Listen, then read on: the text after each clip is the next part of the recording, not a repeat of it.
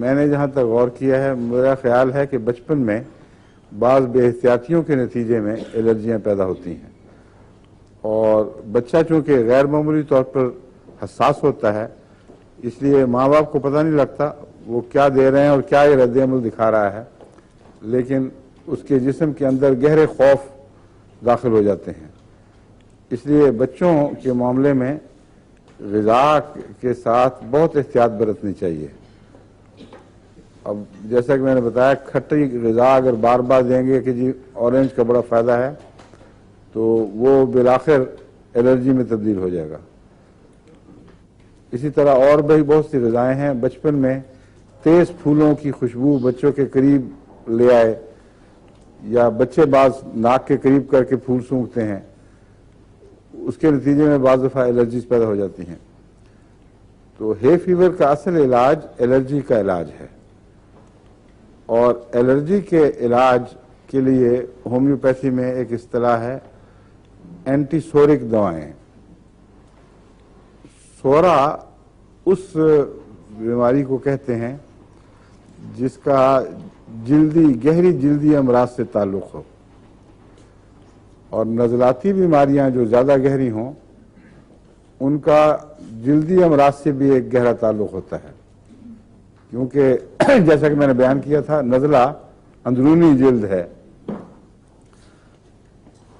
اور بعض دفعہ یہ دیکھا گیا ہے کہ ایک شخص کا ایگزیما دور کیا گیا مقامی طور پر دوائیں لگا کر، تو اس کو یا ہے فیور ہو گیا یا اس کو دمے کی تکلیف ایسی ہوئی کہ پھر وہ پیچھا نہیں چھوڑتی تھی۔ بعض دفعہ یہ بھی دیکھا گیا ہے کہ ایگزیمے کا علاج بے احتیاطی سے کیا گیا تو ذیابیطس ہو گئی۔ بعض صورتوں میں انتڑیوں کی گہری بیماریاں اور مستقل بیماریاں لاحق ہو گئیں۔ پھر یہ بھی الٹ بھی دیکھا ہے کہ انتڑیوں کا علاج کیا تو جلدی بیماری ظاہر ہو گئی۔ یوٹرس کا عورتوں کی اندرونی تکلیف ہے جو لمبے عرصے سے تنگ کر رہی ہے، اس کا علاج کیا تو جلدی ایک تکلیف ظاہر ہو گئی۔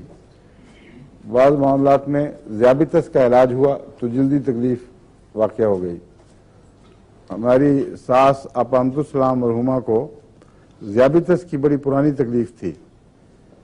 ایک دفعہ انہوں نے کہا کہ میں تو تنگ آ گئی ہوں یہ دوائیاں کھا کھا کے، میرا باقاعدہ غور سے علاج کرو۔ چنانچہ وہ زیادہ ہی غور ہو گیا، ایسی صحیح دوا ملی کہ فوراً ذیابیطس دور اور بڑا سخت ایگزیما ظاہر ہو گیا۔ کراچی سے وہ کراچی میں ہوا کرتی تھی ان دنوں، مجھے فون آیا کہ بڑا سخت ایگزیما ہے۔ میں نے ان سے کہا کہ آپ کو پرانا کوئی بچپن میں ایگزیما ہوا کرتا تھا؟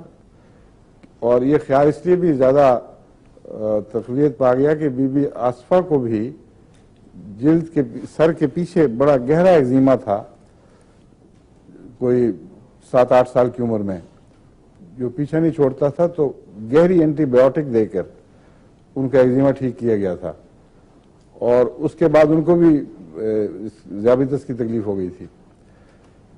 تو آپس سے میں نے فون پہ بات کی، میں نے کہا آپ دیکھیں اس کا علاج نہ کرائیں، میں بعض دوائیں دیتا ہوں، کوشش کرتے ہیں، لیکن ان سے صبر نہیں ہوا اور ایلوپیتھک علاج کر کے ایگزیما ختم کر دیا گیا، اور دوبارہ ایگزیما ختم ہوتے ہی پھر ذیابیطس شروع، اور پھر زندگی تک ساتھ رہی ہے۔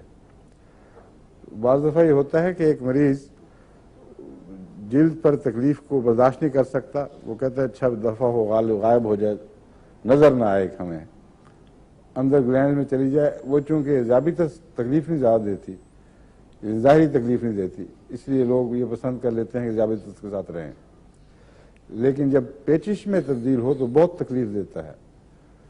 جب دمے میں تبدیل ہو جائے تو دمے کا مریض تو یہ پسند کرے گا کہ ایگزیما ہو جائے بجائے اس کے کہ اس کو دمہ لاحق ہو۔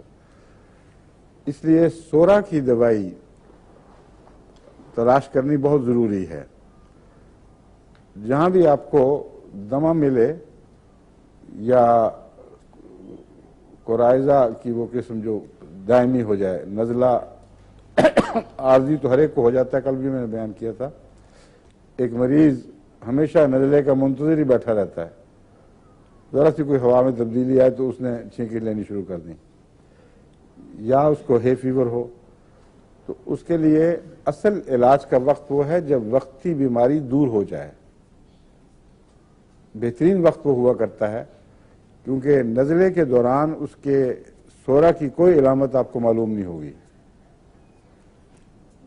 نزلے کے دوران نزلے کی اپنی علامتیں اس کی بنیادی علامتوں کو دبا لیتی ہیں، اور نزلے کے وقت عموماً ان جراثیم یا وائرسز کی علامتیں زیادہ اثر دکھاتی ہیں جو اس وقتی نزلے کے ذمہ دار ہیں۔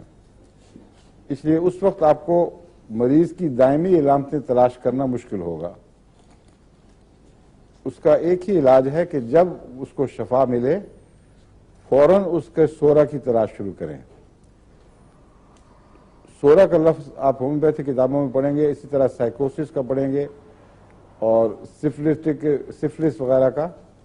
اس سے مراد یہ نہیں ہے کہ وقتی طور پر اس کو جذام ہے یا کوئی اور اندرونی گہری بیماری ہے۔ یہ اصطلاحیں ہیں 3 بنیادی بیماریوں سے تعلق رکھنے والی، وہ بیماریاں جن کا کوڑھ سے اور جلدی امراض سے تعلق ہو ان کو سورا کہا جاتا ہے۔